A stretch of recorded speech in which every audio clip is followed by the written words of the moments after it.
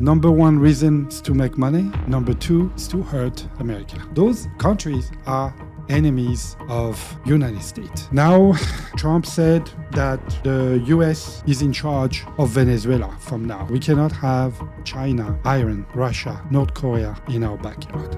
This is not a capture. This is a negotiation. Maduro, as a president, has more than 7 security rings around him. And people who have been with him over the last 10 years, all of a sudden, 72 hours, were gone.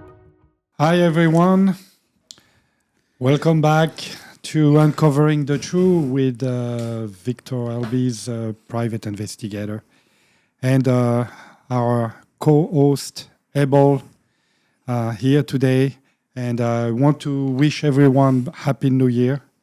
It's going to be our first episode show of the year. And the year started pretty good. We want to talk about what just happened with Venezuela. For sure. And it's something that we need to understand a little bit. And I think there is a lot of misunderstanding. And I will give you my point of view, my perspective, how I see it. I also, how I did see that coming, okay? So I have my co-host who's very, very tight with Venezuela. He has Venezuelan origin. Yes, okay? absolutely, so, sure. For him, it's more personal than for me. And obviously, we want to talk about what really happened. I saw that coming. I mean, obviously, for the last few months, you could see the amount of military force getting around Venezuela country, okay? You got to understand this movement, manipulation of war equipment, cost a lot of money. Just to sit it there in front of a place. Yeah. So it was not for nothing. That was not for nothing. That was obviously prepared. You know, there is a time for everything. And it was well prepared. The main reason that the US government proclaimed that they went after Maduro is the drug trafficking. Obviously, I don't think so. This is not the main reason. The drug problem has we have a bigger drug problem with Mexico. Okay? Okay. Venezuela, very low, I believe 15% max. And most of according to my understanding, most of the cocaine production and drug production prepared and manufactured by Colombia and Venezuela, it's most of the time going to Europe, okay? And of course, I'm sure there is some going to US through Cuba. Cuba was obviously very involved in that. Number one reason is to make money. Number two is to hurt America, okay? Those countries are enemies of US, United States. They are enemies. There's no other way to say. Unfortunately, now Trump said the US is in charge of Venezuela from now. I believe it's going to happen until they find a strong leader who's going to be aligned with the US politics. We cannot have those people on our backyard. You understand? We cannot have China, Iran, Russia, North Korea. That's not a situation. That will never go through. And we know it. And it's for the interest of the country. I'm so happy for Venezuelan people because I know a lot of Venezuelan people. And they all happy. I have videos. I was in Doral. I have videos. They're all celebrating because a lot of those people, we're talking about 8 million of Venezuelans left the country since 2014. Okay? It's a huge amount. It's big. It's a quarter of the population of Venezuela, maybe a little more. So obviously, now a lot of those people left the country. They were in business 25 years ago. The country was one of the richest countries in the world. Okay, Caracas was the destination. Sure. What do you think? Absolutely. You were there. Yeah. You met. You You knew that time. You went through this. And then what? People don't have enough money to buy a soap, a shampoo, toothpaste. The minimum toilet paper is missing over there. It's crazy, you know? We can't imagine how those people went through. Now this dictator monster with his wife. I heard his wife was a horrible person. She was killing thousands of people too. She was in charge of torture and craziness. I mean, it's not only Maduro. He was surrounded with crazy people. Right. Obviously, it's a good thing. I'm so glad that we start the year like that.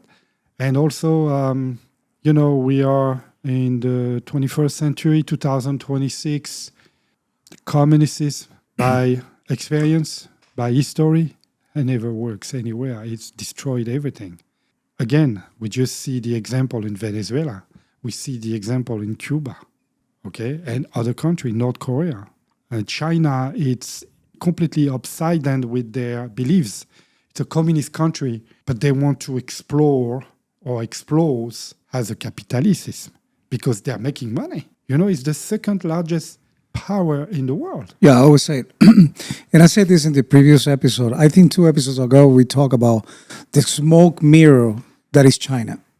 And this is known. They know. They are, in paper, they are communists and... They're not communists. Democratic. They say they're communists. But they are the biggest capitalist in the world.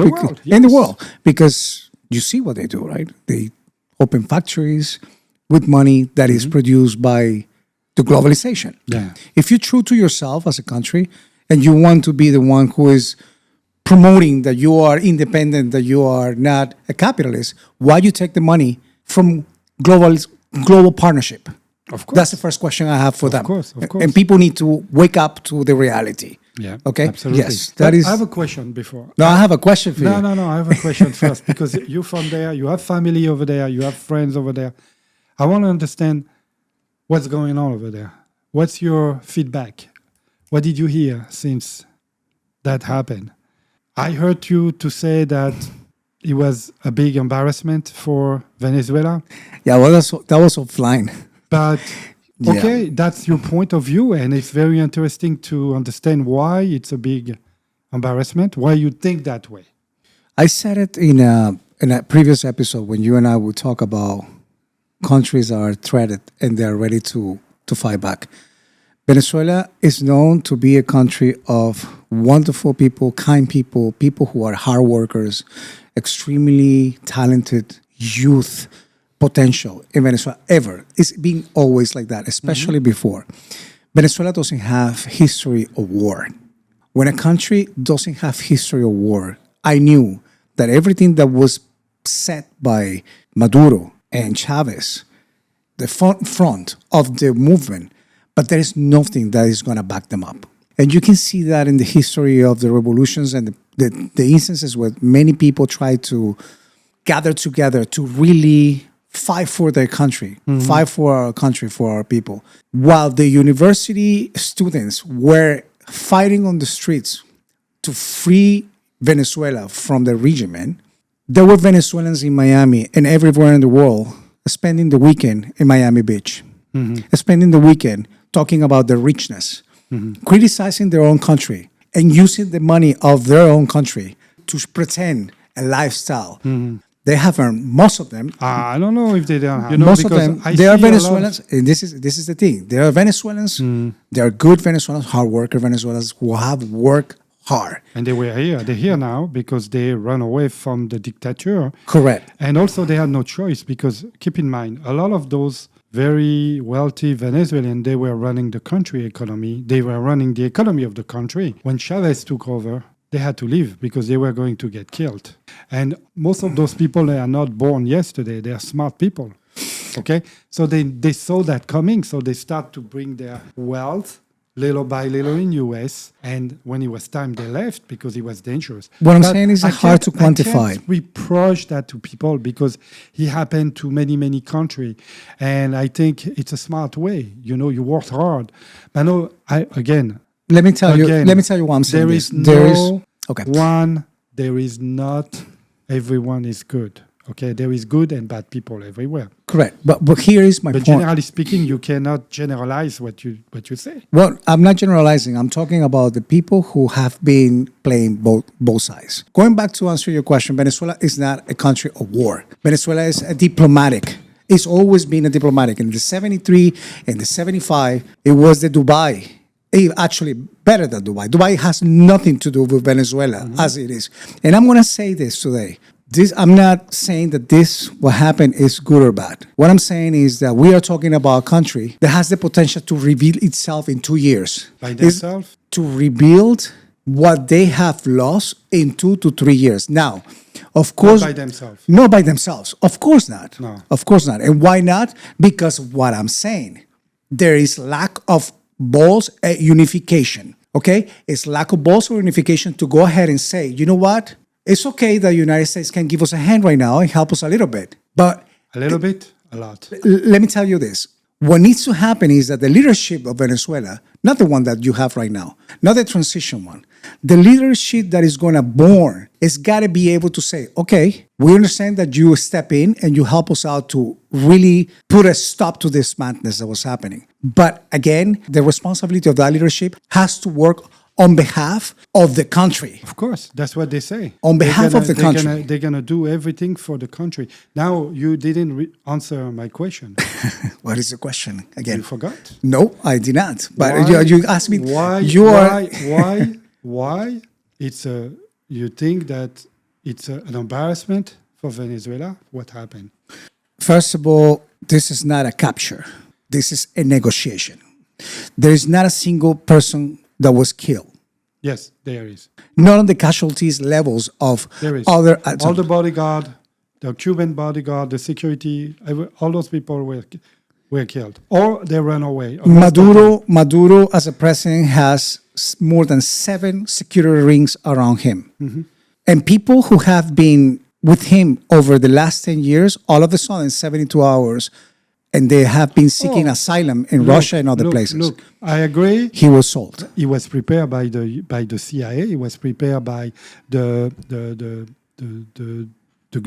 U.S. government. He was prepared in advance. This didn't come overnight. Now, a surrendering situation, I don't think so. Betraying situation, yes, probably he was betrayed from his entourage, which is normal because this guy was not a good person, and obviously a lot of people in his entourage wanted to see him out of the power. But surrendering, no, I don't think that happened. Obviously, this was prepared like a clock. You understand? Surrendering situation, knowing this guy, character, Maduro, I mean, you can see the way he talks. You see his arrogance. You see he will never surrender. He got caught. They were telling how they got him. He was rushing to his bunker. This mentioned like he was a very heavy door, metallics, and like practically impossible to go train. But he was rushing there. He went inside. He was closing the door, and obviously he didn't have time to close the door. They grabbed him and his wife. Situation of surrendering. There is other surrendering.